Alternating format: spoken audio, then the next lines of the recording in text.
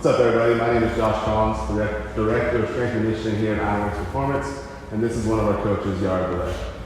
Today we're going to be going over the box squat, why we do it, and how to set it up and teach a new athlete how to perform the box squat.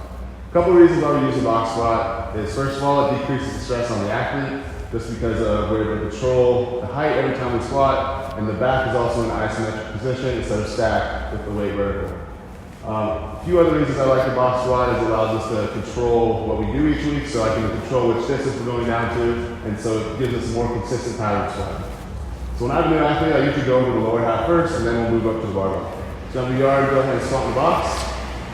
Now box squat height is going to differ athlete to athlete, depending on their limb length, mobility, and their training history, and even their sport. What I'm going to do today is we'll put him in a nice parallel position, thigh parallel to the ground. And you'll see here his feet are going to be a little bit wider than normal, and his toes pointed outward.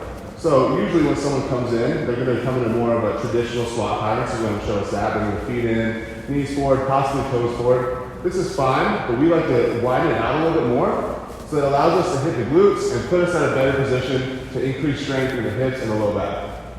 This position is also a little bit safer on the knees, decreases the stress because of this vertical shin angle you see here. So I'm going to have Yared bring his heels in just a little bit. And now we're keeping the torso forward, back tight, shoulders over the heel midline. He's going to rip the ground apart with his legs, activating all of his hip muscles, and come up off the box. Now I usually have the client do about 5 reps, just so I can see how they move and how they're adjusting to the squat pattern. Now I'm going to bring his feet in a little bit more. Have him rip the ground a little bit harder. Just stack his heels under his shoulders just a little bit more, create a little bit more balance in the squat. All right, this looks pretty good. So now we move to the barbell. I split these up to make it a little bit easier so that now I can just focus on the barbell position, and then he's already got the lower half down for the most part. Okay, now I'm going to have him grip. We're going to go a little bit of a wider grip because we're going to go low bar. Usually when someone comes in the squat, they've done high bar before, so you're right up here, unfortunately sometimes on top of this bone. I like to bring him to the low bar here so you focus more on a hip dominant lift, and also puts him at an easier position to maintain that leverage.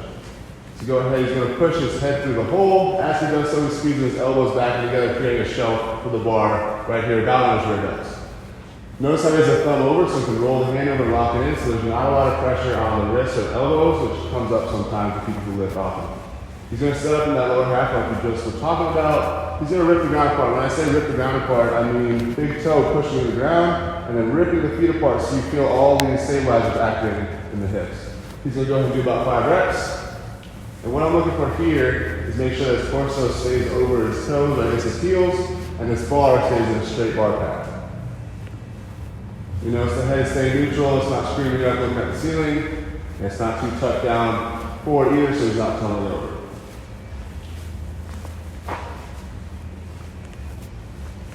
This lift allows us to focus more on the hips and low back, which is super important for all athletic sports, whether you're sprinting, jumping, swimming.